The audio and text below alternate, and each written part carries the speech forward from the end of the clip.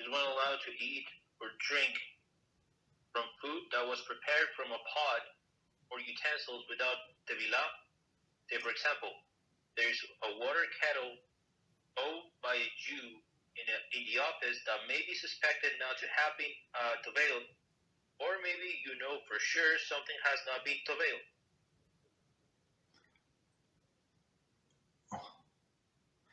Could you say what was not Tovel meaning what? The water, what? Could you say it again? What was it? The kettle. That's very interesting. So we obligated to Tovel only our things. So if it's somebody else did not Tovel, it is a problem. It is a problem, and it's usually like, so they would cook in it. Okay, that's a very good question. So the question is, are we allowed to drink from this tea that was the water was boiled in this water kettle? I would say just try to stay away from these things, right? If you borrow from them, you're not obligated to tovel it. Are you allowed to use? I would say you would be allowed to use, but to use theirs, that's the problem. Okay, so I say like what I had like in my office, like after I saw what people were doing, I one time I would come to this to a cafeteria, and I saw what people are doing. I like almost like vomited. Like they use. We had this like 5 gallons like a water bottle, right? So there's a filter, of course, like spring water, and the people would do like they put like soups, like instant soup, and they would put this soup with all of the garbage, with all of this next to this not the faucet, what is it, like spigot or whatever this thing.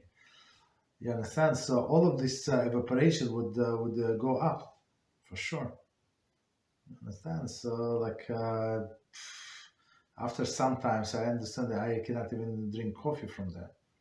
Nothing. Right? So I bought like water boiler, for a cup. You just stick into outlet, put you in a cup, and 2 minutes later you have boiled water. Right? You don't have to like depend on anybody.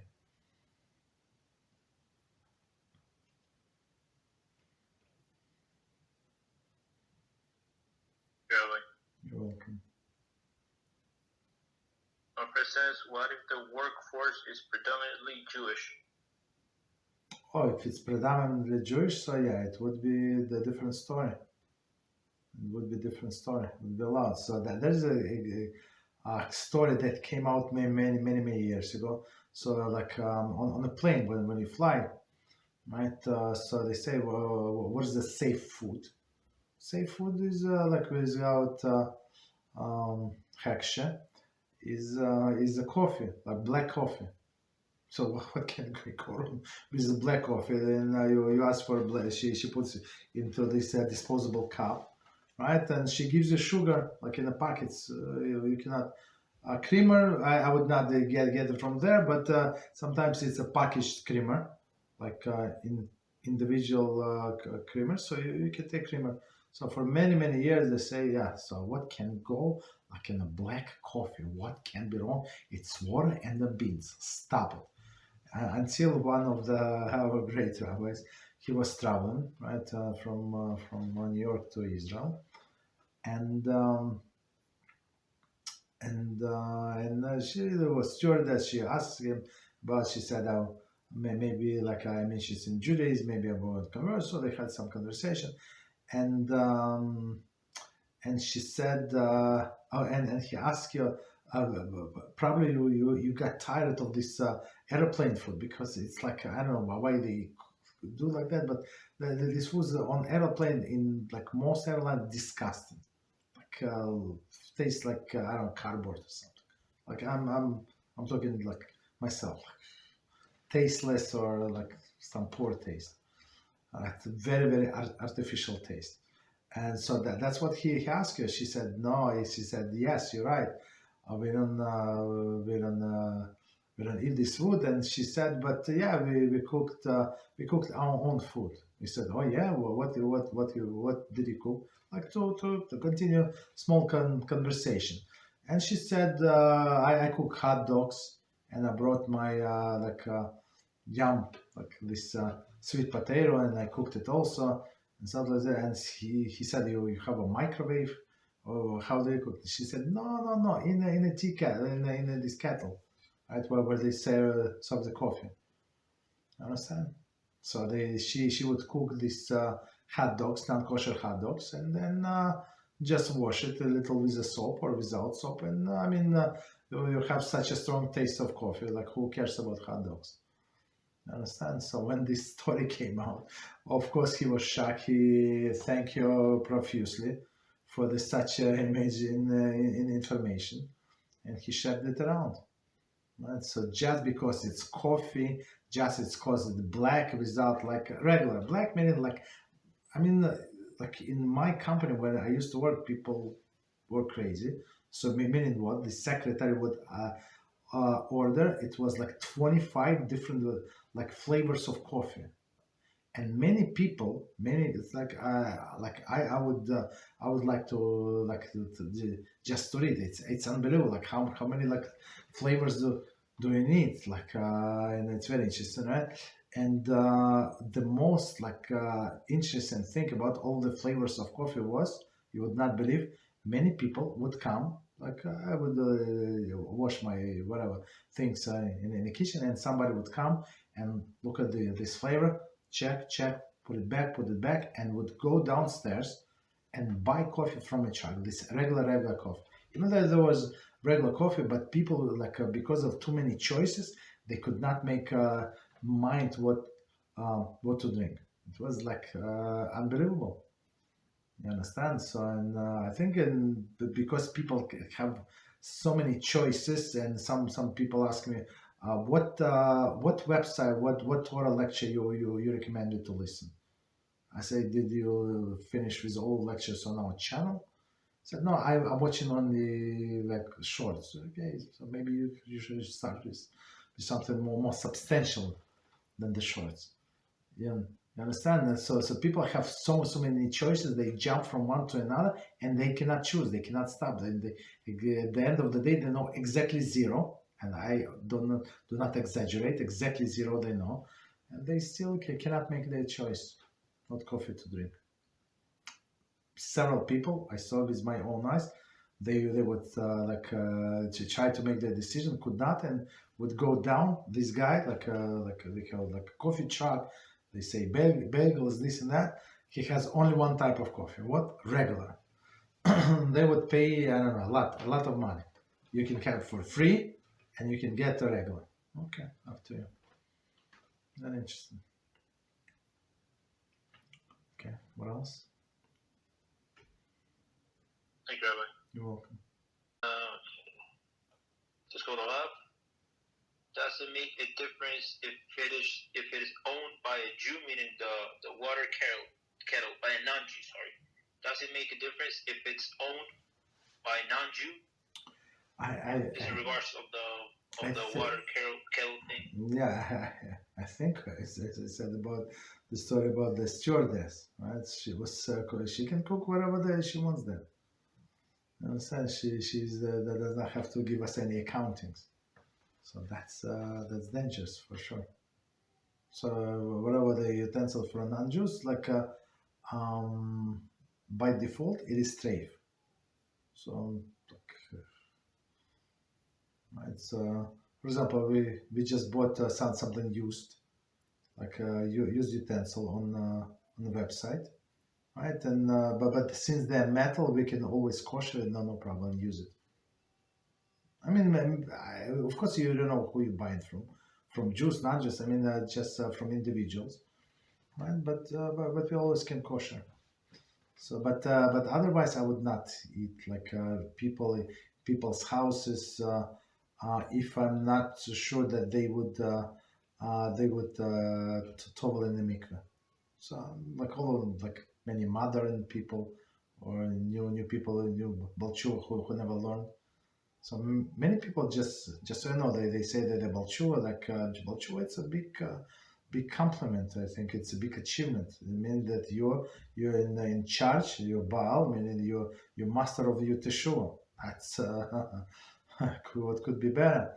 But some people just they decided to put kippah and not to drive on Shabbos and eat like some foods, do kiddush, sing songs and pray, right?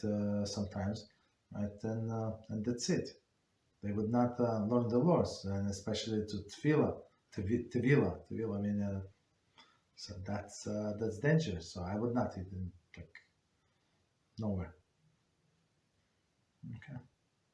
So, but if like always say if you want to go this direction, and be careful not to put yourself in that situation because it's very hard to say no. You understand? So, but technically, we have this rule that if you're not sure that this person is not kosher, so every Jew has a stamp like that he's kosher person. But if you know that he just started 6 months ago or 3 months ago and he's not exactly learning and his wife is dressed like an animal, like a squirrel still, so most likely they did not get to the kosher part as well. I mean, most likely they eat kosher food. I mean, I hope so. If they do, they know like to have a separate utensils. Maybe yes, maybe no. But to total things, like we had this problem with some people. They got attached to their utensils and to their money. They would not want to buy new things. Like for example, ceramic things. You cannot tovel, right? All of this porcelain, you cannot tovel. You just have to replace the wood stuff, right? Not all like kosher. I mean, you cannot kosher. But of course, there is always clown who does torch, goes like this, and he said, yeah, it's kosher. Right? That's the problem. So I know the first hand. Many people not careful with that. So they're not careful. They're not careful, but I'm careful not to eat in their houses. Right. Go ahead.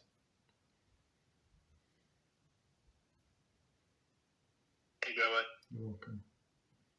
So on this, Francesco, what if a non-Jew buys a water kettle for a Jew? May they use it without tevilah? If they give it as a gift and they know it's in the box, brand new, not used? No, even brand new things that we buy in the store, we have to tovel. So even if you buy from a Jew, like unless you know that the factories belong to a Jew, right? That's a different story.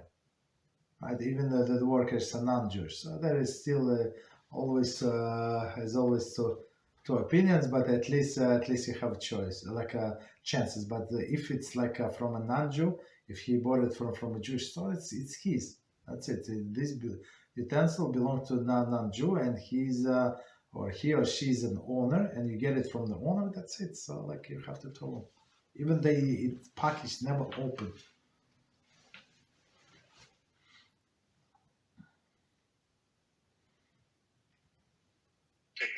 You're welcome. So the only thing that I have suspicion that it most likely was done by a Jew, but still a total without blessing. I mean, we said blessing, but on something else. It was a kiddush cup. I bought it in Jerusalem in this neighborhood when they sell this thing. So most likely it's a Jewish artist because it's like a handmade. I mean, you can see it's one of the kind, right? So it's not made in different countries. So, but still, I did not want to use without Toveling because I was not sure, and you cannot say blessing because most likely it was said by Jew, was made by Jews. So we wait until we had something like other metal things or the last thing that for sure you have to Tovel with a blessing, and then we dip it as well, like second item. Understand? Not the first one on which we say blessing on because only one blessing is necessary. So you can Tovel 700 items. One blessing is required. But all other things, I mean, unless I said you know that it's from Israel and all of them Jews, but otherwise we Tovel.